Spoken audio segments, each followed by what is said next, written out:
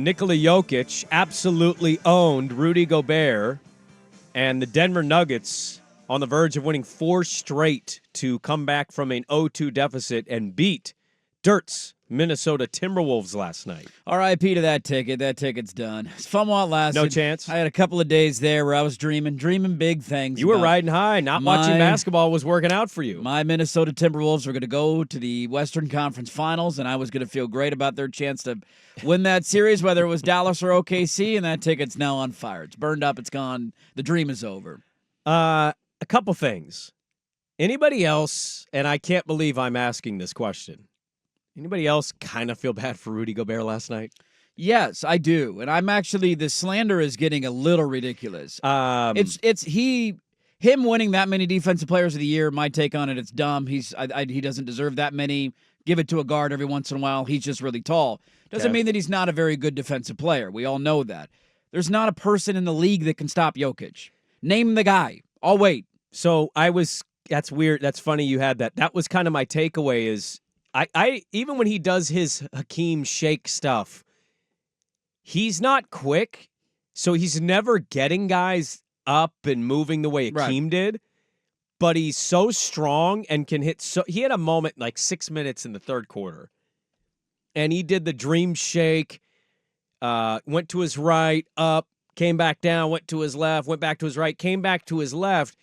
Gobert hadn't been on any of those. And then he just turned and shot a hook shot right over his arm. There you go. And it banked in, and I went, that's actually good defense. That's just a really tough shot. How many players can do to Rudy Gobert what he did last night? That's where the slander for me is like, okay, I slightly disagree with you as well. I get he's tall. He is a very good defensive player. He's got good instincts. Mm-hmm. I don't know if there's another player in the league that can do that to Rudy Gobert. I'd have to go look at like head-to-head matchups against Embiid in his career. He's Maybe the only Embiid. one. Okay. The only one that would stand out. So there's only, of the league of how many players are there? Is it 450? Isn't that what they say? So 450 guys. You take Gobert out, 449. You take Jokić out, 448. Yeah.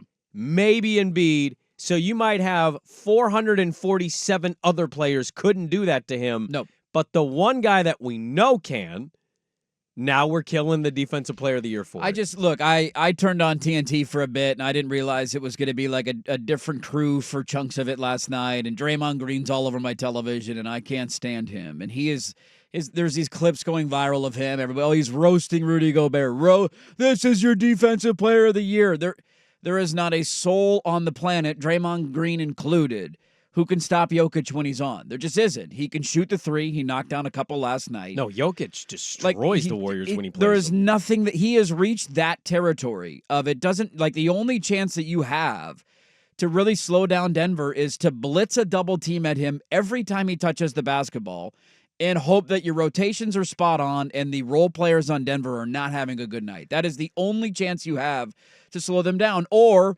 let the NBA officiate game 2 the way that they officiated, where they allowed you to mug them up and down the floor the entire game. Outside of that, there is zero that can be done. And there's not many players in the history of the NBA that you can say that for. Like, look at the other side of it last night. Anthony Edwards was doubled nearly every time he touched the basketball. They blitzed somebody at him the entire game. And when you're a guard, there's just only so much you can do on the perimeter. With Jokić, he's so big that he can shoot over you. Here's a hook shot. I'll give you a little shimmy. I'll power through you. When he's on like that, he is literally unstoppable. It's fun to watch, but it's also demoralizing to see because there's no answer for it. The first 2 games, it felt like what they were doing was taking away Jokić, the facilitator.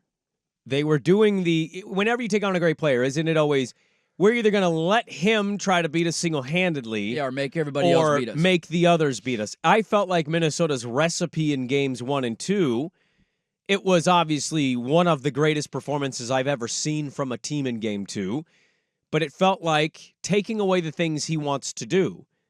And you know what I've seen since? I've seen a dude that loves to pass the ball just say, I'm going to go score then. Okay, I'll go for 40. I'll go get 40. He was ultra-aggressive last night. He carried him all night, start to finish. He clearly takes this competition, this down 0-2 to Rudy Gobert, the Defensive Player of the Year. He took that to heart, And I'll tell you, for all the noise of Gobert, who, by the way, finished 7 of 7 from the field. Dude, he had a really good night last night. 18 and 11. Like he couple was of steals, couple 2 of blocks. blocks. Like he kind of did everything. Yeah. But the other guy is so much better.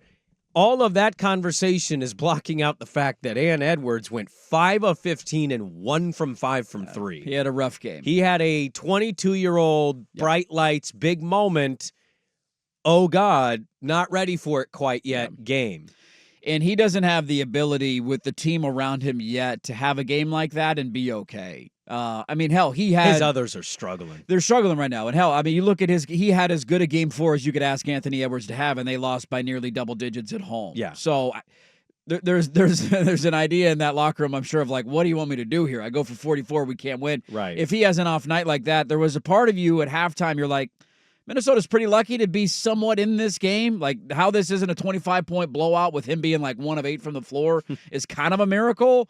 So I guess there's your silver lining, but it was also the reality in the third quarter when the second half starts of like, if he doesn't get going, this game's over. Yeah. And you got a couple of minutes into the fourth quarter. I finally went to bed at like 9:50 last night. Hey, look at you staying up late. They went up by 16. He wasn't hitting his threes. He had a couple of back-to-back possessions where he scored, and you're like, all right, maybe he'll get it going now. And then he had multiple threes that he missed after that. KCP's knocking him down on the other side. This game's over. They're not going to come back and win. He has to be nearly perfect, and even if he is perfect, it might not be enough because it wasn't in game 4. Yeah, no, I don't mean to say all that to sound like, oh, let's bury him now. But I told you, and I've been saying it, it's not that it's an over or finished product, but this is legacy building stuff, right? And a lot of the legacies of the great players, we see them do what when they start their playoff journey? They struggle. Yeah, you got to run into the brick wall a few times. He flew through round 1, was the best player in that series, no doubt. Games first, 1 and 2, the team and him were awesome.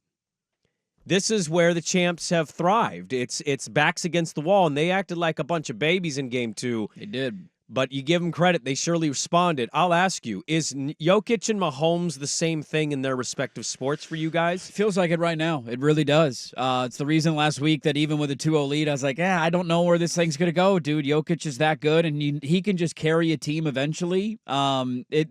We argued it in the first round, which is funny because then everybody forgot it when it was 2-0. There's an inevitability with them, just like there is with Kansas City, that you can go through the regular season, you can go through a playoff game and think, God, they don't look that good. I don't see it. And then all of a sudden you look up and there's Kansas City in the Super Bowl. There's Jokić going for 40 on a big night. To your point of beating your head against the wall, look no further than what Jokić had to do in Denver, man. Like, he was there. They went to the playoffs, lost in the semifinals to the Blazers, went back, lost in the conference finals to the Lakers. That was the bubble year. That was the bubble year. Went back, lost in the semifinals to the Suns, got swept in 2020-21, the year the Suns went to the finals. That was the year, I believe, to defend Jokić a little bit. I think Murray was out. Murray was out, yeah. The next year they lose in the first round of the Warriors in 5 games, and then they won the NBA championship. So it took him 4 different playoff runs, 3 of them deep playoff runs, or at least, that last late one, second round. That last one 2 years ago before the title, what'd you say? First round They lost out in 5 games to Golden State when Golden State won the title that year. If you're in like a hotbed East Coast city, they're coming on and like, yo, is this guy ever going to deliver? I mean, we did that to Jokić. We literally did because he had won at that point. That was his second straight MVP year, and he lost in 5 games in the first round. I don't think we did that. No, I'm not saying we. I'm saying the general populace of sports fan. And the narrative the next year is just why he didn't win the MVP last year, because they lost in 5 games in the first round, and everybody looked at it and said, this guy's your back-to-back MVP, really? You can't get out of the first round of the playoffs, and we handed it to Embiid. So you have to go through these trials and tribulations, and Denver put enough around him. I did chuckle, though. I know somebody was texting in about my Jamal Murray take yesterday. I was just laughing last night watching that first half. Like, Jamal Murray's great. I know it's tongue-in-cheek, but it's like, dude, that guy no-showed the first half. He's now all of a sudden hurt again because he's not playing good in the first half. And what was the score at halftime? With him being like 2 of 9 from the floor. They're up by nearly double digits because Jokić is dominant and Jokić carries that team game in and game out. It was 50 to 44. Yeah, at halftime. With him but showing the first half. They have a comfortable lead. Yeah. Well, and then they blew it out in the third quarter, held them to 30 points in the third. So, I think if they win it, if they get their second straight, I think more people, like, I don't know what they're doing today because I don't have my TV on, but if ESPN's not doing it today, you wait. If they win the title, they're going to steal this segment. Oh, yeah. Mahomes, Jokic, same thing, and then they're going to debate it for an hour and a half. There is an inevitability with him, though, of like, oh, my God, you can't kill this guy. Nothing you could do. I was genuinely bummed last night, though. Not that I hate Jokic, not that I don't enjoy watching him play. There is something about the league the last couple of years to me that's been really fun of like, hey, there's curveballs coming at you. Whether it's Miami, who, we all knew wasn't one of the best teams getting to the NBA Finals, whether it was Golden State, who 2 years previous was drafting in the top 3 with James Wiseman. Look at that. Now they're back winning without Kevin Durant. Or Giannis being down 2-0 and winning 4 straight to win an NBA championship when nobody thought that he could. There's been these kind of different stories that have come out. I feel like all year we've all assumed Denver and Boston would be in the NBA Finals. And there was a brief moment of like, dude, is the NBA going to give us this big of a curveball? Them losing in the second round of the playoffs, and now they've won 3 in a row, and we all know what the NBA Finals is going to be. And I just wish at this point we could fast forward to it. Not that Boston and New York won't have its entertaining moments because of the fan base.